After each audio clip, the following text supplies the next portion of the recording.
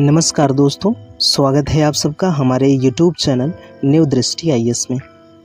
हम लोगों ने जीके जीएस की एक श्रृंखला प्रारंभ की है।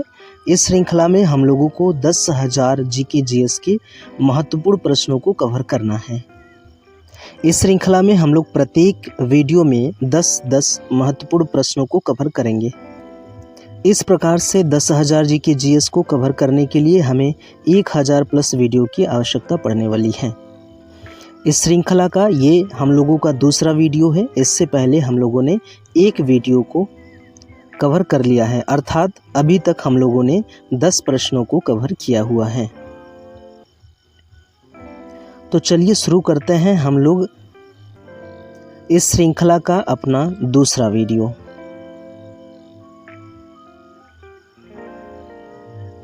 आज का हमारा पहला प्रश्न है और इस श्रृंखला का 11वां प्रश्न है कि निम्नलिखित में से कौन सी उत्प्रेषण रिट की उपयुक्त परिभाषा है। आपके ऑप्शंस हैं। ऑप्शन नंबर ए, न्यायालय अधीनस्थ न्यायालय या प्राधिकारी को उसके समक्ष लंबित मामले को उच्चतर न्यायालय या प्राधिकारी को हस्तांतरित करने का आदेश देता है। ऑप्शन नंबर बी, किसी मामले के किसी निचले न्यायालय के क्षेत्राधिकार से बाहर होने की दशा में उच्चतर न्यायालय, उच्च न्यायालय या सर्वोच्च न्यायालय निचले न्यायालय को आदेश देता है। ऑप्शन नंबर सी, यदि न्यायालय को यह पता है कि एक विशेष पद धारक अपने वैधानिक कर्तव्य का निर्वहन नहीं कर पा रहा है और इस प्रकार की किसी अन्य व्यक्ति के अधिकार का उल्लंघन कर रहा है। या फिर ऑप्शन नंबर डी, न्यायालय आदेश देता है कि गिरफ्तार किए गए व्यक्ति को उसके सामने प्रस्तुत किए जाएं।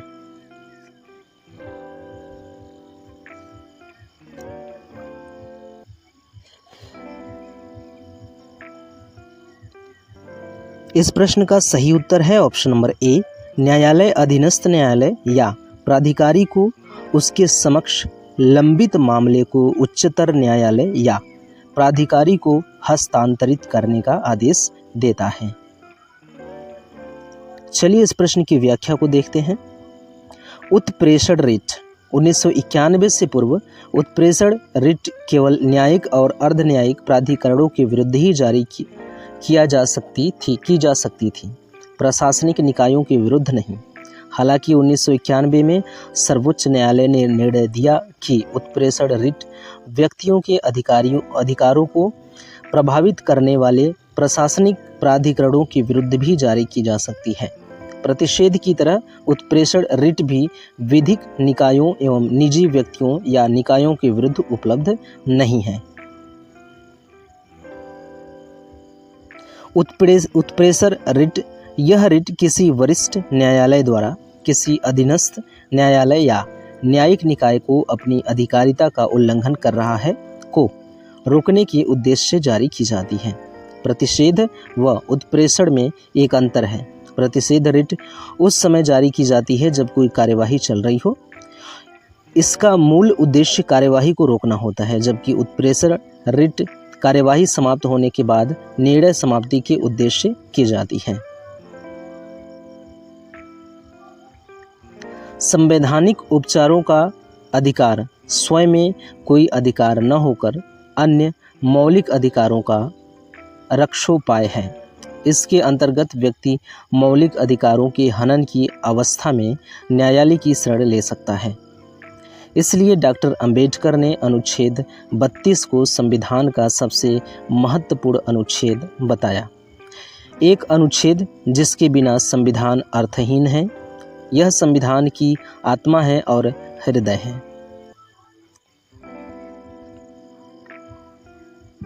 अनुच्छेद 32 का उद्देश्य मूल अधिकारों के संरक्षण हेतु गारंटी, प्रभावी, सुलभ और संक्षेप उपचारों की व्यवस्था है। इसके अंतर्गत केवल मूल अधिकारों की गारंटी दी गई है, अन्य अधिकारों की नहीं, जैसे गैर मूल संवैधानिक अधिकार, संवैधानिक लौकिक अधिकार आदि। भारतीय संविधान द्वारा सर्वोच्च न्यायालय और उच्च न्यायालय को अधिकारों की रक्षा करने के लिए लेख निर्देश तथा आदेश जारी करने का अधिकार है। सर्वोच्च न्यायालय अनुच्छेद 32 के तहत एवं उच्च न्यायालय अनुच्छेद 226 के तहत रिट जारी कर सकते हैं। अनुच्छेद 32(2) में रिटों की चर्चा की गई है, जिसमें संवैधानिक उपचारों के अधिकार की महत्ता प्रतिपादित होती है। हमारा अगला प्रश्न है, नवीकरणीय ऊर्जा किससे प्राप्त की जा सकती है? आपके ऑप्शन हैं, ऑप्शन नंबर ए जीवाश्मों में, ऑप्शन नंबर बी विघटन नाभिक तत्वों से, ऑप्शन नंबर सी जैव मात्र से और ऑप्शन नंबर डी प्राकृतिक गैस से।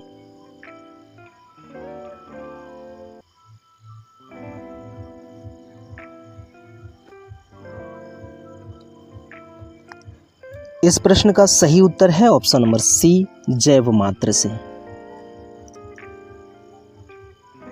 चलिए इस प्रश्न की व्याख्या देखते हैं। जीवित जीवों अथवा हाल ही में मरे हुए जीवों से प्राप्त पदार्थ जैव मात्र या जैव संहति या बायोमास कहलाता है। प्रायः यहाँ जीव से आशय पौधों से है। बायोमास ऊर्जा के स्रोत हैं। इन्हें सीधे जलाकर इस्तेमाल किया जा सकता है या इनको विभिन्न प्रकार के जैव ईंधन में परिवर्तित करने के बाद इस्तेमाल किया जा सकता है। उदाहरण गन्ने की खोई, खान की भूसी, अनुपयोगी लकड़ी आदि। हमारा अगला प्रश्न है, धातुओं का वह गुण जिससे उन्हें खींचकर तारों में परिवर्तित किया जा सकता है कहलाता है। आपके ऑप्शंस हैं, ऑप्शन नंबर ए ध्वनिक, ऑप्शन नंबर बी आघात वर्धनीयता, ऑप्शन नंबर सी ऊष्मीय या फिर ऑप्शन नंबर डी तन्यता।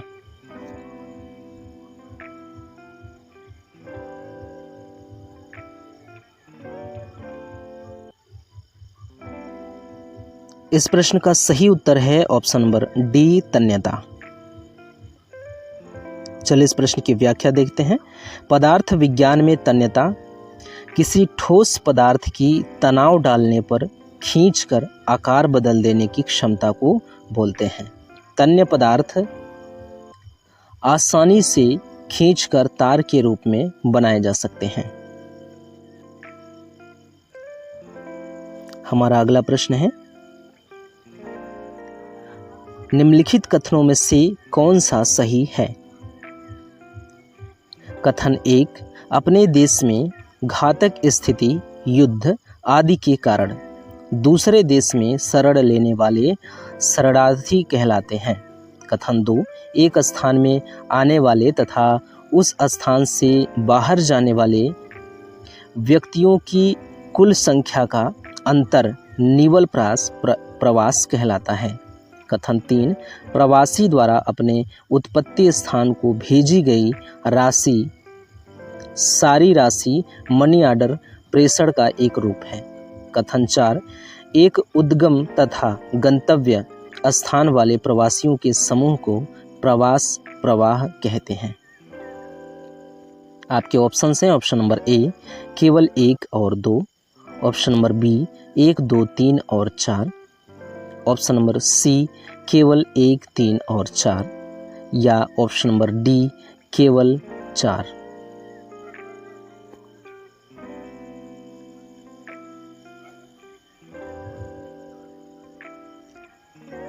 इस प्रश्न का सही उत्तर है ऑप्शन नंबर बी 1, 2, 3 और 4। जो लोग अपने देश में घातक स्थिति, असुरक्षा, युद्ध अथवा मानव अधिकारों के अतिक्रमण के कारण से दूसरे देश में शरण लेने के लिए बाध्य हो जाते हैं, वे शरणार्थी कहलाते हैं। एक स्थान के आने वाले तथा उस स्थान से बाहर जाने वाले व्यक्तियों की कुल संख्या अंतर निवल अथवा प्रवास का संतुलन कहलाती है। दूसरे शब्दों में प्रवासियों और अप्रवासियों की कुल संख्या में से बाहर जाने वाले प्रवासियों तथा उत्प्रवासियों की संख्या निकालकर जो संख्या प्राप्त होती है निवल प्रवास होता है। गणितीय विधि में इस प्रकार दर्शाया जा सकता है। निवल प्रवास बराबर आने वाले प्रवासी प्लस अप्रवासी, प्रवास बाहर जाने वाले प्रवासी प्लस उत्प्रवासी, एक उद्यम तथा गंतव्य स्थान वाले प्रवासियों के समूह को प्रवाह कहते हैं। जब एक व्यक्ति देश छोड़ता है तो उसे उत्प्रवास, और जब एक व्यक्ति किसी अन्य देश में प्रवेश करता है तो उसे अप्रवास कहते हैं। अगला प्रश्न है, कालीमंतन जिस द्वीप का अंग है वह है, आपके ऑप्शन हैं। Option number A Honshu, option number B Borneo, option number C Cuba, या फिर option number D Madagascar.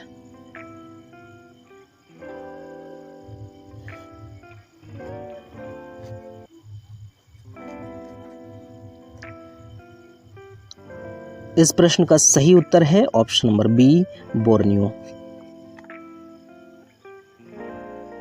Borneo द्वीप का 2/3 भाग कालीमंतन के इंडोनेशियाई क्षेत्र में बना है। कालीमंतन समृद्ध प्राकृतिक संसाधनों का क्षेत्र है। यह द्वीप एक बड़े प्रांत का प्रतिनिधित्व करता है। हमारा अगला प्रश्न है, ओजोन परत के संरक्षण का अंतर्राष्ट्रीय दिवस कब मनाया जाता है? आपके ऑप्शन हैं।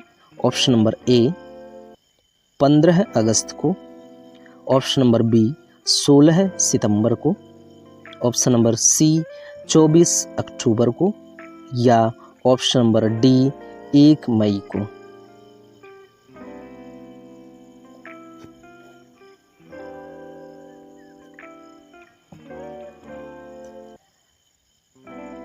इस प्रश्न का सही उत्तर है ऑप्शन नंबर बी 16 सितंबर को। ओजोन परत संरक्षण दिवस अथवा विश्व ओजोन दिवस 16 सितंबर को पूरे विश्व में मनाया जाता है। पृथ्वी पर जीवन को पनपने के लिए काफ़ी संघर्ष करना पड़ा है। इतिहास और भूगोल के अध्ययन से यह साफ है कि धरती पर जीवन की उत्पत्ति के लिए काफ़ी लंबा समय तय करना पड़ा है। हमारा अगला प्रश्न है, सकल राष्ट्रीय उत्पाद मूल्यह्रास छूट क्या है? आपके ऑप्शन हैं। ऑप्शन नंबर ए प्रति व्यक्ति आय, ऑप्शन नंबर बी वैयक्तिक आय, ऑप्शन नंबर सी निवल राष्ट्रीय उत्पाद, या ऑप्शन नंबर डी सकल घरेलू उत्पाद।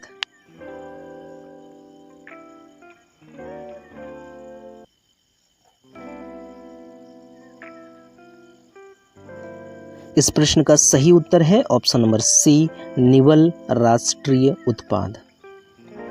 किसी निश्चित समयावधि में किसी देश में उत्पादित वस्तुओं और सेवाओं के कुल मूल्य को राष्ट्रीय आय कहते हैं। जब जीएनपी से मूल्यह्रास को घटा दिया जाता है तो निवल राष्ट्रीय आय प्राप्त होती है। अगला प्रश्न है, भारत और संयुक्त राज्य अमेरिका ने निम्न में से किससे संबंधित करार को अंतिम रूप देने का निर्णय लिया है? आपके ऑप्शंस हैं। ऑप्शन नंबर ए व्यापार और निवेश, ऑप्शन नंबर बी बौद्धिक संपदा, ऑप्शन नंबर सी पारंपरिक ज्ञान, और ऑप्शन नंबर डी ये सभी।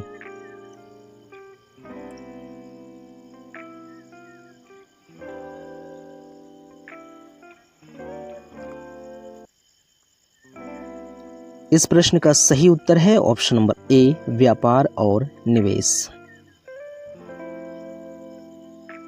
भारत और यूएसए ने व्यापार और निवेश से संबंधित करार को अंतिम रूप देने का निर्णय लिया है, जबकि प्रारंभ में भारत और अमेरिका के बीच बौद्धिक संपदा और पारंपरिक ज्ञान को लेकर गतिरोध बना हुआ था।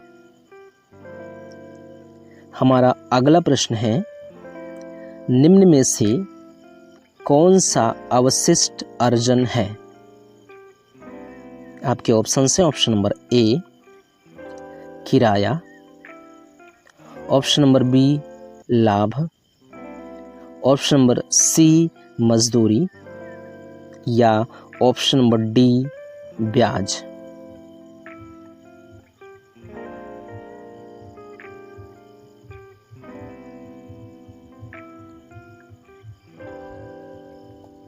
इस प्रश्न का सही उत्तर है ऑप्शन नंबर बी लाभ।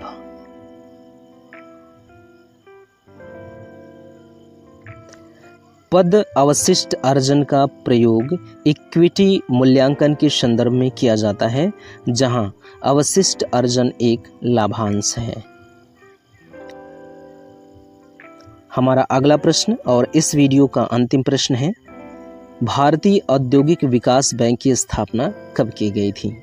आपके ऑप्शन हैं ऑप्शन नंबर ए जुलाई 1964, ऑप्शन नंबर बी जुलाई 1966, ऑप्शन नंबर सी जुलाई 1962 या ऑप्शन नंबर डी जुलाई 1968।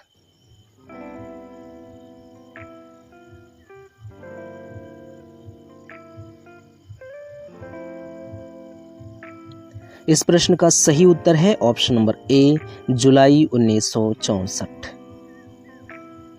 भारतीय औद्योगिक विकास बैंक की स्थापना 1 जुलाई 1964 को की गई थी। यह अन्य विकास बैंकों की तरह उद्योगों को दीर्घकालीन ऋण तथा अन्य विकासात्मक सेवाएं प्रदान करता है। शीर्ष बैंक के रूप में यह अन्य विकास बैंकों को पुनर्वित्तीयन